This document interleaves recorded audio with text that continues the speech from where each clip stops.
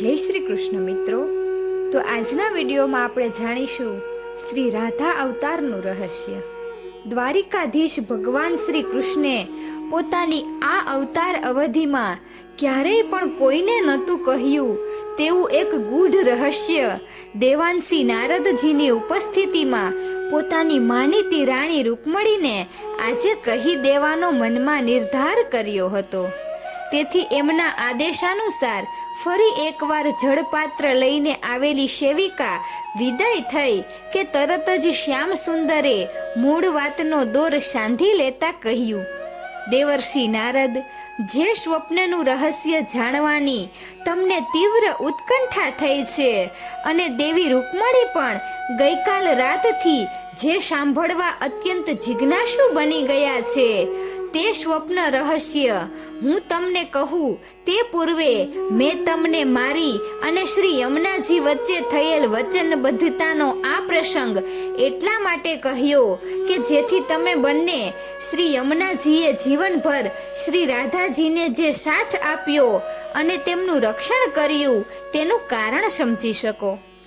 હવે મારે તમને એ પણ કહી દેવું જોઈએ કે લોકો ભલે ગમે તે સમજતા હોય, પણ તમે બંને તો કદી પણ એવી શંકા ન કરશો કે માનવ સ્ત્રી રૂપે આ ધરતી પર અવતરેલા શ્રી રાધા કોઈ સાધારણ ગોપિકા છે અને પ્રિયતમના પ્રણય વિરહમાં રાત દિન તડપતા કોઈ સામાન્ય નારી છે. હકીકતમાં તો શ્રી રાધા મારા ભક્ત પણ છે અને ભગવાન પણ છે. એ ગોલોકેશ્વરી એવા સ્વામાની માનુની છે કે એમનામાં સ્ત્રી સહજ કોઈ નિર્બળતા કે પરાધીનતા છે જ નહીં. આ અવતારમાં તેઓ જે કંઈ લીલા આચરી રહ્યા છે તે હકીકતમાં અમારી વચ્ચેના પ્રણય કલહનો જ પરિપાક છે. એ બધું શું છે તે હું તમને હમણાં કહું છું, પરંતુ એ પહેલા એક વાતની મને સ્પષ્ટતા કરી દેવા દો કે હમણાં મેં જે કહ્યું કે સ્વપ્નમાં મેં રાધાને આત્મવિલોપનાર્થે યમુનાજીમાં કૂદી પડતા જોયા, એનો શબ્દાર્થ નહીં પણ ગૂઢાર્થ તમારે સમજવાનો છે. કેમ કે લોક નજરે જે આત્મહત્યા છે તે આપણી આધ્યાત્મિક પરિભાષામાં શરણાગતિ છે. 24 કલાક મારા સ્મરણ ચિંતનમાં રમમાણ રહેનારા શ્રી રાધાજી જ્યારે માધવ મહાભાવની પરાકાષ્ઠા પર પહોંચી જાય છે ત્યારે તેમને નથી રહેતી લોકલાજની પરવા કે નથી રહેતી લોક વ્યવહારની સભાનતા.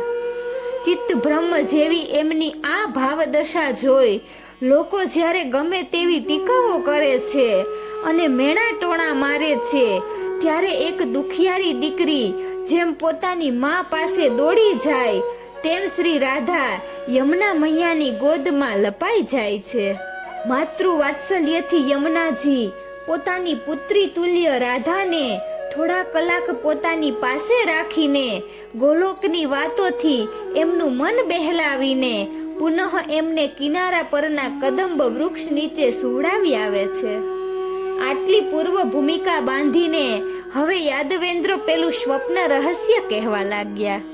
મુનિવર, મેં હમણાં તમને કહ્યું તે જો ગૂઢાર્થને બદલે કેવળ શબ્દાર્થ જ પકડીએ તો મારી નિત્ય અનુરક્તા અને સર્વ સમર્પિતા શ્રી રાધાજીને જ્યારે એમ લાગ્યું કે હવે આ માનવ અવતારમાં મારા એમના વિયોગનો કોઈ અંત આવે એમ નથી અને આ ભૂલોકમાં સ્થૂળ દેહે અમારું પુનર્મિલન થાય એવી કોઈ શક્યતા દેખાતી નથી, ત્યારે શ્યામ બિના મોહે ચેન ન આવે, નીંદ ન આયે અખિયન में, सब कुछ त्याग चुकी फिर भी क्यों, श्याम न आये मधुबन में, प्राण समर्पित करूं यही बस अंतिम इच्छा तन मन में, चली आत्मविलोपन के कारण यमुना जी की शरण में.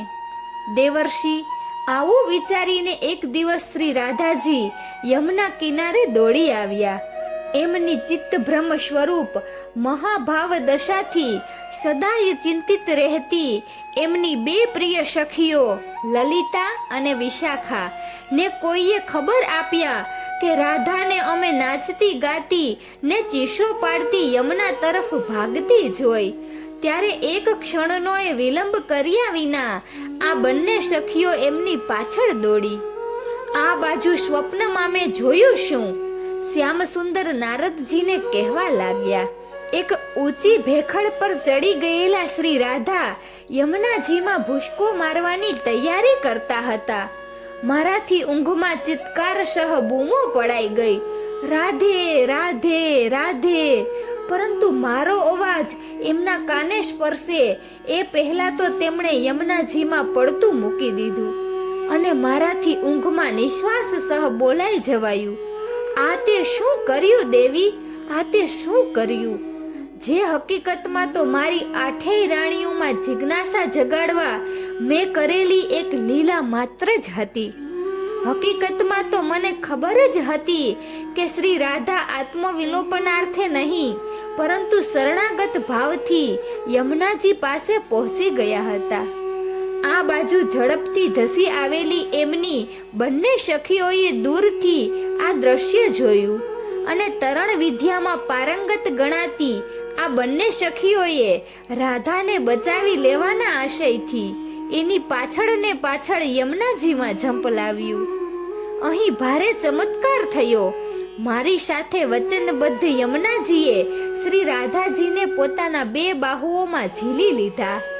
એમની બંને સખીઓને પણ પોતાના દિવ્ય બાહુપાસમાં સમાવી લીધી અને સૂર્યપુત્રી શ્રી યમુનાજી આ ત્રણેયને લઈને સીધા સૂર્યલોકમાં પિતા સૂર્યદેવ અને માતા છાયાદેવીના ભુવન પર પહોંચી ગયા. યમુનાજીની ભાવના એવી કે ભૂલોકથી હવે ખૂબ કંટાળેલા શ્રી રાધાજીને કદાચ સૂર્યલોકના દિવ્યાતિ દિવ્ય વાતાવરણનો સ્પર્શ થશે તો વિરહ વ્યથાથી તડપતા એમના આત્માને થોડી શાશ્વત શાંતિ પ્રાપ્ત થશે. પરંતુ શ્રી યમુનાજીની એ આશા પણ ઠગારી નીવડી. શ્રી રાધાજી તો આંખો ખોલતા જ ન હતા અને અવિરતપણે હરે કૃષ્ણ હરે શ્યામ મુરલી મનોહર હે ઘનશ્યામ નો જાપ એવા કરુણ સ્વરે જપતા હતા કે કેવળ યમુનાજીની કે લલિતા વિશાખાની જ નહીં, સૂર્યપત્ની શ્રી છાયાજીની આંખોમાંથી પણ ગોલોકેશ્વરીની આવી મહાભાવ દશા જોઈને ચોધાર પ્રેમાશ્રુ વહેવા લાગ્યા. અનેક પ્રયત્નો કર્યા છતાં ન રાધાજી ભાનમાં આવ્યા કે ન એમણે નયન ખોલ્યા. ત્યારે સૂર્યપત્ની શ્રી છાયાદેવીએ વિચાર કર્યો, સૂર્યમંડળ મધ્યવર્તી શ્રી નારાયણ વાસ્તવમાં તો સ્વરૂપતઃ શ્રી કૃષ્ણ પોતે જ છે, એમનાથી જરા પણ જુદા નથી. અર્થાત સૂર્યમંડળ સ્થિત શ્રી નારાયણ જ શ્રી રાધાજીના યુગાનુયુગના પ્રિયતમ પ્રાણેશ્વર છે. તેથી ભગવાન સૂર્યનારાયણના પ્રત્યક્ષ દર્શન કરવાથી વિરહ વ્યાકુળ શ્રી રાધાને જરૂર સાંત્વન મળશે અને એમની આ મહાભાવ દશા પણ થોડી પરિવર્તિત થશે. આવું વિચારીને છાયાદેવીએ શ્રી રાધાના મસ્તક પર પ્રેમપૂર્ણ હાથ મૂકીને કહ્યું, પુત્રી, તું દુખી થઈશ નહીં. તારા પ્રાણ વલ્લભ શ્રી કૃષ્ણને તારે મળવું છે ને? હું હમણાં જ તારી ઈચ્છા પૂર્ણ થાય એવું કરું છું. તારા પ્રાણેશ્વર શ્રી કૃષ્ણ તો સચરાચર વ્યાપી છે. તેઓ તો આ સૂર્યમંડળમાં પણ નારાયણ સ્વરૂપે બિરાજમાન છે. ચાલ, હું તને એમના દર્શન કરાવું છું. એમને નજરો નજર આ સ્વરૂપ જોવાથી તારા બળતા હૈયાને જરૂર ટાઢક વળશે. ચાલ, ઊભી થા. પરંતુ કૃષ્ણ કનૈયામાં જ ઓતપ્રોત થઈ ગયેલી અને તન મનથી તમામ શુદ્ધિ ગુમાવી બેઠેલી શ્રી રાધાના કર્ણપટલ પર છાયાદેવીની આ દરખાસ્તનો એક શબ્દ પણ પહોંચ્યો નહીં. એ તો રોમ રોમથી મારા પેલા માનવ દેહધારી બાળ કનૈયા સ્વરૂપમાં જ રમમાણ હતી. એના મુખમાંથી તો હજી પણ કાનુડા રે, તું ક્યાં છે રે, મને લઈ જા રે, તારા વિના નથી રહેવાતું. એવા ઉદ્ગારો સતત નીકળ્યા જ કરતા હતા અને પેલો હરે કૃષ્ણ હરે રામ મુરલી મનોહર હે ઘનશ્યામ નો જાપ પણ વચ્ચે વચ્ચે સંભળાયા કરતો હતો. નારદજી, તમે તો જાણો જ છો કે સ્થૂળ દેહે ભલે હું મથુરામાં હોઉં, હસ્તિનાપુરમાં હોઉં, ઇન્દ્રપ્રસ્થમાં હોઉં, કુરુક્ષેત્રમાં હોઉં કે દ્વારિકામાં હોઉં, પણ શ્રી રાધા જ્યાં મારા નામનો ભક્તિભાવપૂર્વક જાપ શરૂ કરે અને મારા મય થઈ જાય ત્યારે ભગવાન જેમ ભક્તની વહારે દોડી જાય એ રીતે સૂક્ષ્મ દેહે હું રાધા પાસે પહોંચી જ જાઉં છું ને એની માધવ મહાભાવ દશાની અલૌકિક સ્થિતિ નજરો નજર નિહાળીને એટલો હર્ષ વિભોર ને પ્રસન્ન થઈ જાઉં છું કે મને ત્યાંથી હટવાનું મન પણ નથી થતું. આ મારો નિત્ય વ્યવહાર થઈ ગયો હોવાથી શ્રી રાધાએ જ્યાં મારું નામ સ્મરણ અને મારો આતરનાદ કર્યો કે સ્વપ્નમાં પણ હું એની સન્મુખ પ્રગટ થયો. માત્ર એ એકલી જ મને જોઈ શકે, મારા દર્શન કરી શકે એ રીતે. પરંતુ ભૂલોકમાંથી સૂર્યલોકમાં પહોંચી ગયેલી શ્રી રાધાને અત્યારે તો મારા દર્શન કરવાની ઈચ્છા પણ ન થઈ. જાણે કે એનું હૈયું કહેતું ન હોય, જો મજા તડપન મેં હે વો મિલન મેં કહા. અને તેથી જ એણે નયન ન ખોલ્યા. એ તો મારો જાપ જપતી જ રહી.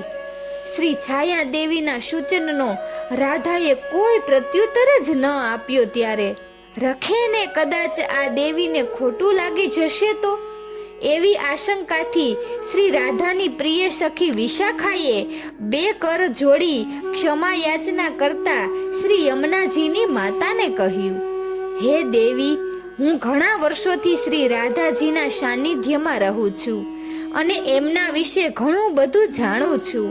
તેથી આપે કરુણા કરીને જે પ્રસ્તાવ એમની સમક્ષ મૂક્યો તે અંગે વિનમ્ર ભાવે હું આપને આટલું જ કહેવા માંગુ છું કે આવિર્ષ કુવર્ત વૈષ્ણવીમપી તનુ તસ્મિન ભુજેર જીષ્ણુ ભીર્યાશા હંત ચતુર્ભિરદ ભૂતરુચિ રોગોદય કુંજતી.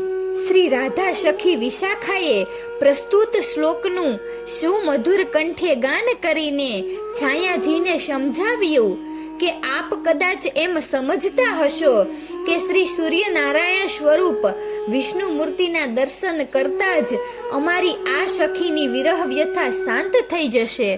પરંતુ ખૂબ આદરપૂર્વક આપને જણાવું છું કે આપની આ ધારણા ભ્રાંત છે.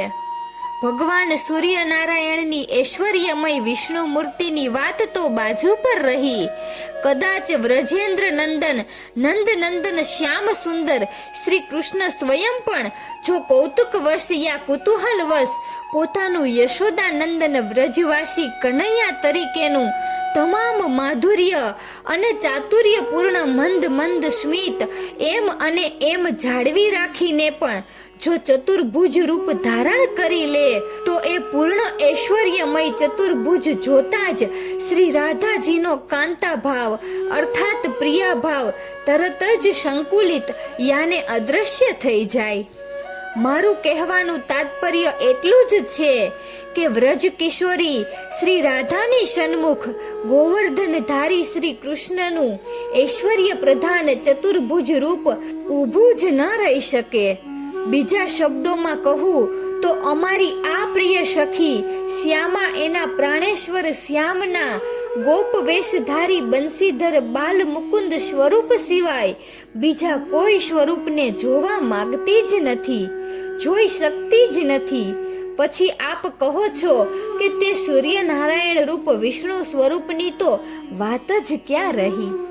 હે નારદજી, આજે હું પટરાણી રૂકમણીને સાંભળતા તમને હૃદયપૂર્વક કહું છું કે શ્રી રાધાજીની પ્રિય સખી વિશાખા દ્વારા છાયા દેવી સમક્ષ સ્વપ્નમાં અભિવ્યક્ત થયેલું આ સત્ય સાંભળીને તત્ક્ષણ મને દિવ્ય રોમાંચ થઈ ગયો.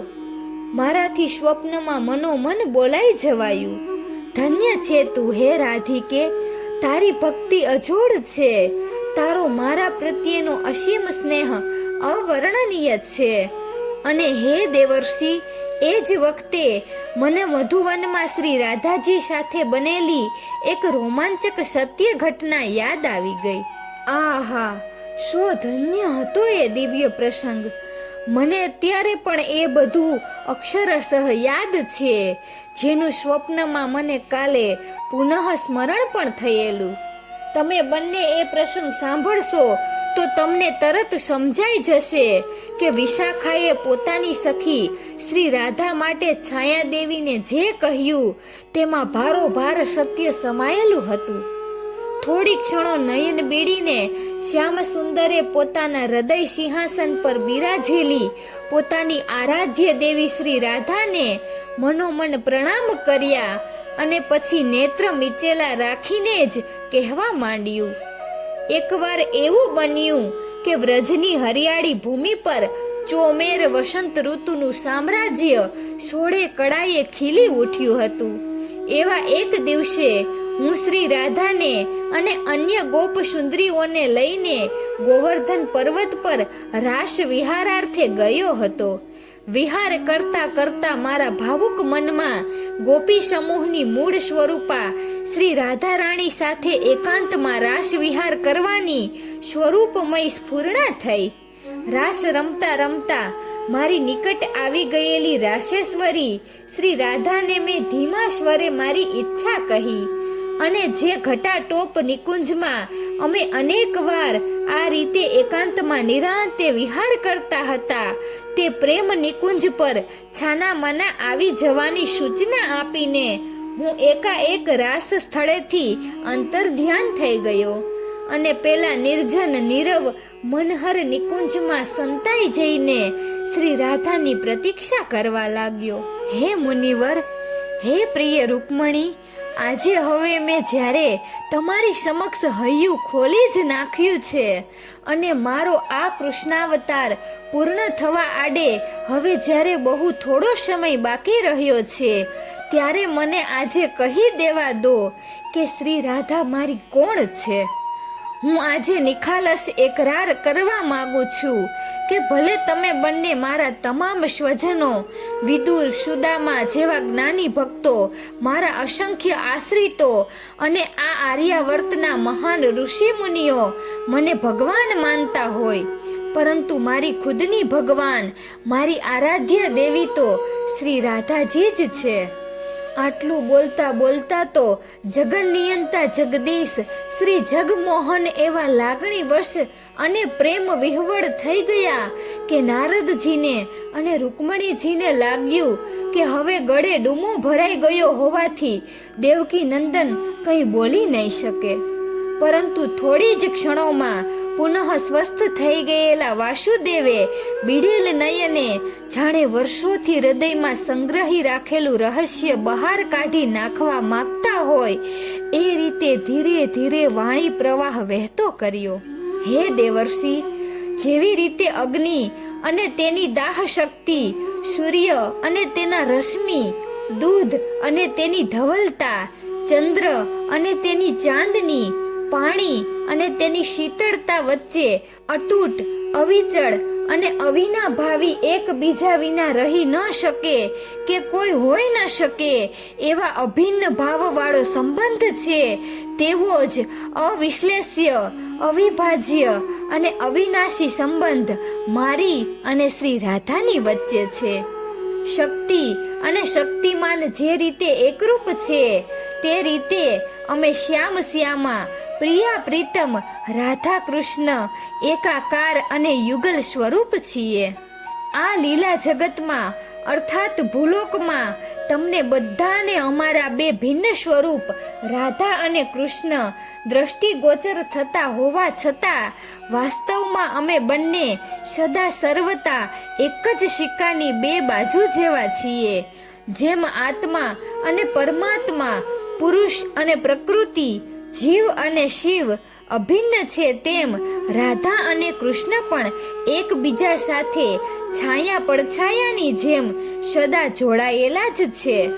એકના અસ્તિત્વ વિના બીજાનું અસ્તિત્વ કદી સંભવિત નથી. આટલું કહીને શ્યામ સુંદર સહેજ અટક્યા. મધ્યરાત્રિ થવા આવી હતી, પરંતુ એક બાજુ ભક્ત નારદ અને અર્ધાંગના રૂકમણી અત્યંત રસપૂર્વક અને એક ધ્યાનથી અંતર્યામીની અંતરવાણીનું શ્રવણપાન કરતા હતા, તો બીજી બાજુ ભીતરથી રાધા મહાભાવની પરાકાષ્ઠાએ પહોંચી ગયેલા પ્રભુ હૈયું ખોલી રહ્યા હતા. મુનિવર, મહાન ઋષિ મુનિઓ અને સિદ્ધ તપસ્વીઓ મારા જે ઐશ્વર્ય જ્ઞાનના ગુણગાન ગાતા દિન રાત થાકતા નથી, એ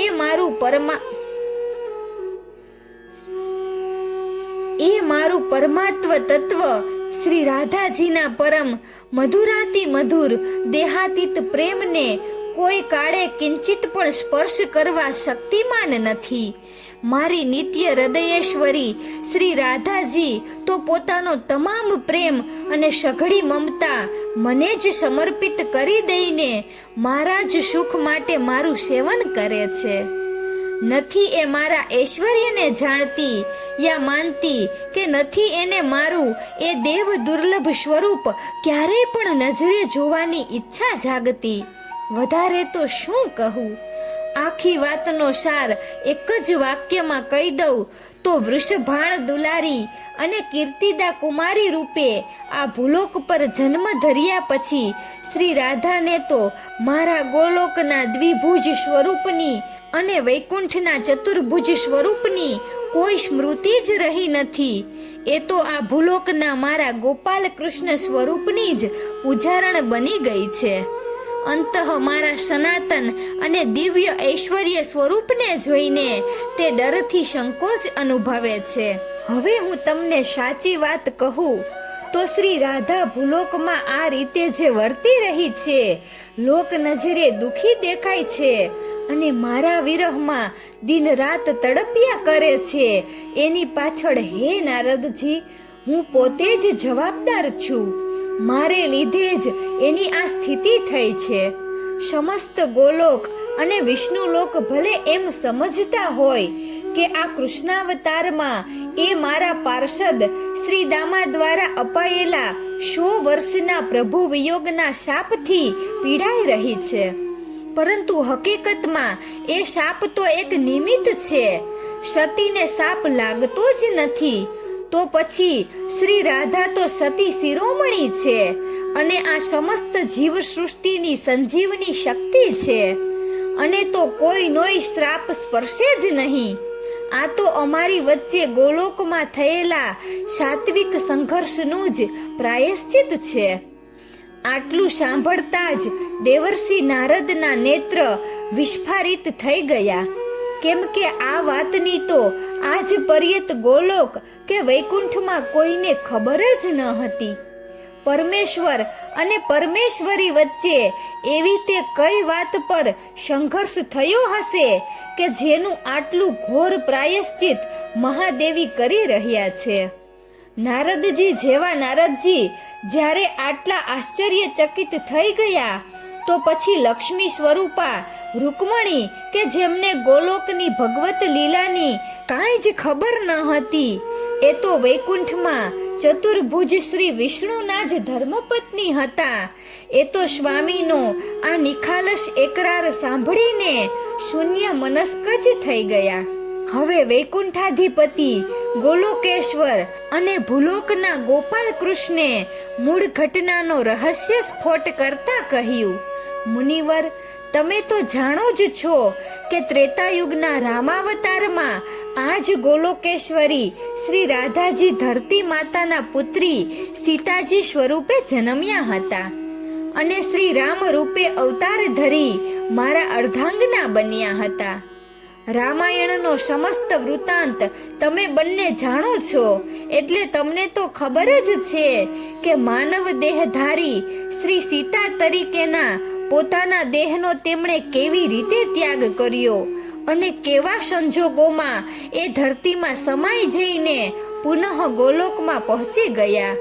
તમે એ પણ જાણો છો કે વર્ષો સુધી સીતા મહાભાવની વિરહ વ્યાકુળ દશામાં રામ રાજ્યનો આદર્શ પ્રસ્થાપિત કર્યા પછી અંતે મેં પણ શરયુમાં જળ સમાધિ લઈને મારા શ્રી રામ તરીકેના માનવ દેહનું વિસર્જન કર્યું અને હું પણ પાછો ગોલોકના દ્વિભુજ શ્રી કૃષ્ણ તરીકે ગોલોકેશ્વરી શ્રી રાધા પાસે પહોંચી ગયો. ત્યાર પછી એક દિવસ વાતમાં મારાથી મારી ભીતરી મનોવ્યથા શ્રી રાધાજી સમક્ષ પ્રગટ થઈ ગઈ.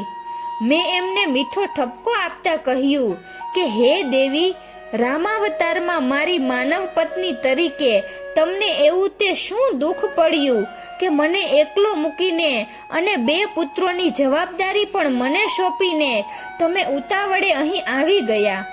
સમગ્ર અવતારનું જરા વિહંગાવલોકન કરીને તો બાળપણ અને મિથિલા નરેશ જનક વિદેહી જેવા પુણ્યાત્માની છત્રછાયામાં પુણ્ય અમન ચમનમાં વિતાવવા મળ્યું. તમારી ઈચ્છાનુસાર શિવધનુષનો ભંગ કરીને મેં તમને પત્ની રૂપે અંગીકાર કર્યા. એટલું જ નહીં, તમને સાસરીમાં અતડાપણું કે એકલવાયુ લાગે નહીં તે માટે તમારી 3 બહેનોને મારા 3 પ્રેમાળ બાંધવો સાથે લગ્ન ગ્રંથિથી જોડીને અયોધ્યા નરેશની પુત્રવધુઓ બનાવી.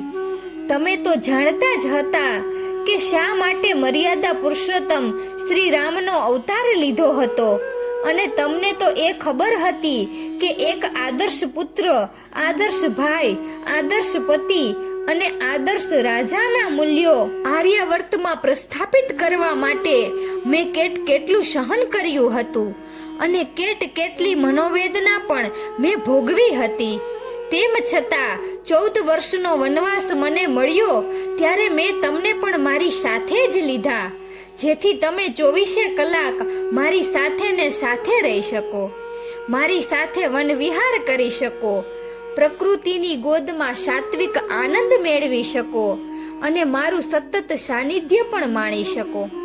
યાદ કરો કે રામાવતારમાં સીતા રૂપે તમે જેટલા વર્ષ ભૂલોક પર રહ્યા તેમાં મારો ને તમારો ભૌતિક દૈહિક વિયોગ કેટલા વર્ષનો ગણાય. રાવણને ત્યાં લંકામાં તમે જે થોડો સમય મારાથી જુદા રહ્યા તે અને પાછળથી રાજધર્મનું કઠોર પાલન કરવા ખાતર મારે તમારો ત્યાગ કરવો પડ્યો, તે બધા વર્ષોનો સરવાળો કરો તો માંડ 12-14 વર્ષ તમે શારીરિક રીતે મારાથી દૂર રહ્યા હશો અને એટલા વિયોગમાં તમે અકળાઈ ગયા. દેવી, આર્યવર્તમાં તો એવી હજારો નારીઓ છે કે જેમણે ત્યક્તા તરીકે અને ઋષિસમ પતિની સાધનામાં બાધક ન બની જવાય તે માટે આજીવન પતિ વિરહ જીરવ્યો છે. પતિના પ્રેમની પ્રસાદી રૂપ બાળકોને ઉછેરીને મોટા કર્યા છે અને લોકાપવાદની પરવા કર્યા વિના હિંમત અને ખુમારીથી વૈધવ્યમાં પણ પતિવ્રતા સ્ત્રી ધર્મ નિભાવ્યો છે. એ બધી સામાન્ય મહિલાઓની તુલનામાં તમે તો સાક્ષાત સ્ત્રી શક્તિ રૂપે ધરતી પર અવતર્યા હતા અને છતાં સ્ત્રી સન્માનની અવહેલના ને નિમિત્ત બનાવીને તમે મારા પર રોષે ભરાઈ ગયા. હજી તો હું સીતે પોકારતો સિંહાસન પરથી ઉઠીને તમારી પાસે આવું તે પહેલા તો તમે ધરતીમાં સમાઈ ગયા. ના, એવો તો મેં તમારો શો અપરાધ કર્યો હતો કે તમે મને આટલો મોટો અન્યાય કર્યો.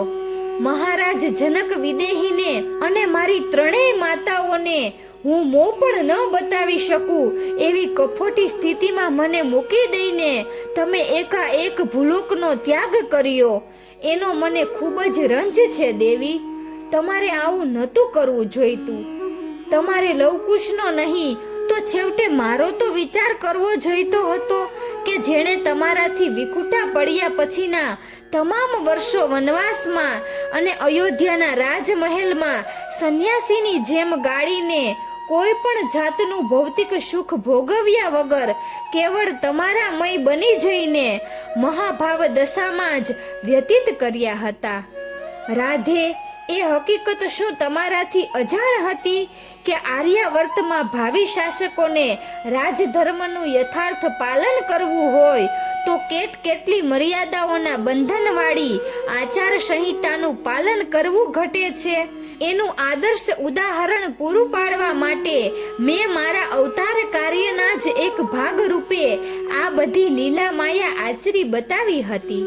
તો પછી મારા સહધર્મચારીણી રૂપે તમે આદર્શ પતિ પરાયણા નારી ધર્મનું વર્ષો સુધી અડીખમ પાલન કર્યું અને છેલ્લે આટલું જલદ પગલું કેમ ભરી બેઠા એ મને હજી પણ સમજાતું નથી. મેં ખૂબ લંબાણથી મારું ગોપિત હૃદય મંથન ગોલોકેશ્વરી શ્રી રાધા સમક્ષ અભિવ્યક્ત કર્યું. જે એકીટશે મારી સામે જોયા જ કરીને તેમણે ચૂપચાપ સાંભળી લીધું. મને નવાઈ એ વાતની લાગી કે હંમેશા મારા એક વાક્યની સામે 4-5 વાક્યોનો પ્રત્યુત્તર આપવા ટેવાયેલા શ્રી રાધા અત્યારે સાવ મૌન કેમ રહ્યા? ખૂબ ગંભીર અને વિચારમગ્ન થઈ ગયેલા શ્રી રાધાને ચીડવવા ખાતર મેં કહ્યું, કેમ હારી ગયા ને? મારી આ બધી વાજબી દલીલો સામે સ્વ બચાવમાં કંઈ પણ કહેવાની હિંમત ચાલતી નથી ને? તો કબૂલ કરો કે ઉતાવળે અહીં ચાલ્યા આવ્યા એ તમારી ખરેખર ભૂલ હતી.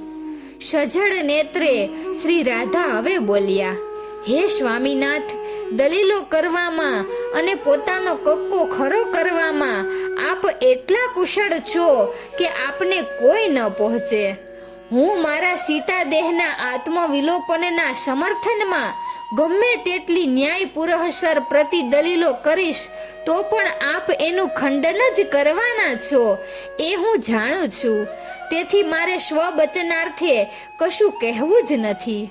પરંતુ સાથે હું એટલું કહ્યા વિના રહી પણ શકતી નથી કે મર્યાદા ધર્મનું પાલન તથા ઉત્તમ ચરિત્રનું નિર્માણ આપ એકલા જ કરી શકો છો એવું જો આપ માનતા હો તો આપની એ માન્યતાનું હું અવશ્ય ખંડન કરીશ. આ મારી દ્રઢ પ્રતિજ્ઞા છે. પ્રભુ, ફરી કોઈ વાર જો મને આપની સાથે ભૂલોકમાં માનવ સ્ત્રીનો અવતાર લેવાની તક મળશે અને આપ મારો ત્યાગ કરશો તો હું આપને બતાવી દઈશ કે મર્યાદા ધર્મનું પાલન આ રાધા કેટલી હદ સુધી કરી શકે છે. એટલું જ નહીં, આપના ચીર વિરહની વ્યથા હસ્તે મુખે જીરવીને વર્ષોના વર્ષો સુધી આપના મિલનની પ્રતીક્ષા કરવામાં આપની આ ગોલોકેશ્વરી રાધા કેવી સ્વમાનભેર અને ખુમારીથી જીવી પણ શકે છે. આટલું બોલતા તો ખૂબ ઉશ્કેરાઈ ગયેલા શ્રી રાધાજી મારાથી રિસાઈને પોતાના આવાસમાં ચાલ્યા ગયા અને ત્યાર પછી ખાસા લાંબા સમય સુધી અમારી વચ્ચે અબોલા રહ્યા. એ હકીકત તો હે નારદજી તમે પણ જાણો છો અને આખું ગોલોક જાણે છે. પરંતુ અબોલાનું જે મૂળભૂત કારણ હતું તે તો કોઈ જાણતું નથી, જે આજે મેં પહેલી જ વાર તમારી આગળ સ્પષ્ટ કર્યું છે. આટલું કહેતા તો પોતાના સનાતન દિવ્ય ધામ ગોલોકની સુમધુર સ્મૃતિમાં ભાવ વિભોર થઈ ગયેલા યાદવેન્દ્ર ઊભા થઈને ઝરૂખામાં ચાલ્યા ગયા અને રાત્રિના નીરવ વાતાવરણમાં સમુદ્ર પર ઝૂકેલા તારા મંડિત ગગન પર મીટ માંડીને શ્યામ સુંદર અનંત આકાશની પેલી પાર આવેલા પોતાના અજરામર અક્ષયધામને પોતાના દિવ્ય ચક્ષુથી ગદગદ ભાવે નિહાળી રહ્યા.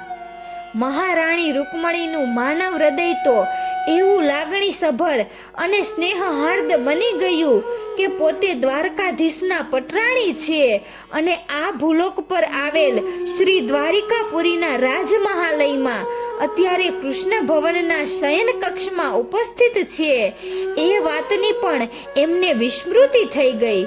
પોતે જાણે વૈકુંઠમાં શ્રી લક્ષ્મી રૂપે પોતાના સ્વામી શ્રી વિષ્ણુ ભગવાનના ચરણ કમળમાં બિરાજીને પ્રભુની દિવ્યાતિ દિવ્ય અને મધુરાતિ મધુર અમૃત વાણીનો શ્રવણાનંદ માણી રહ્યા છે એવી અનુભૂતિથી તેઓ ભાવાવેશમાં આવી ગયા.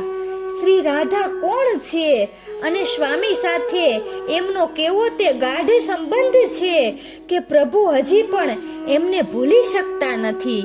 આવી જે જિજ્ઞાસા અન્ય રાણીઓની હઠથી એમના માનવ મનમાં પણ જાગી હતી તે હવે આ પ્રસંગ સાંભળ્યા પછી એવી તો નામ શેષ થઈ ગઈ કે વાસ્તવમાં એ પોતે જ જાણે શ્રી રાધાજીની પ્રતિકૃતિ ન હોય એવા દૈવી સમર્પણ ભાવથી ઝરૂખામાં જઈને ઊભેલા શ્રી કૃષ્ણ ભગવાનને મનોમન તેઓ વંદી રહ્યા. અને ભક્ત શિરોમણી શ્રી નારદજીનું હૈયું તો પ્રભુ ભક્તિના આનંદ સાગરમાં હિલોળા લેવા માંડ્યું.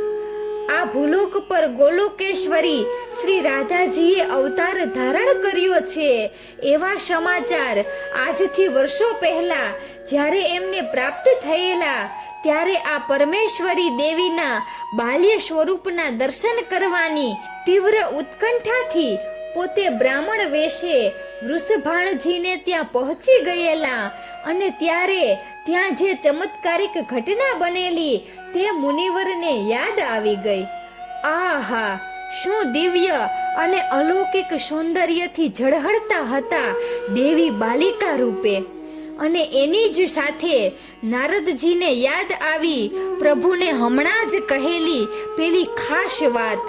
દ્વાપર યુગ અને કળયુગના આ સંધિ કાળે આર્યાવર્તના તમામ ઋષિ મુનિઓ, સાધુ સંતો અને વૈષ્ણવ ભક્તો સુધી પ્રભુની વાત પહોંચાડવાની જવાબદારી પોતાના શિરે છે.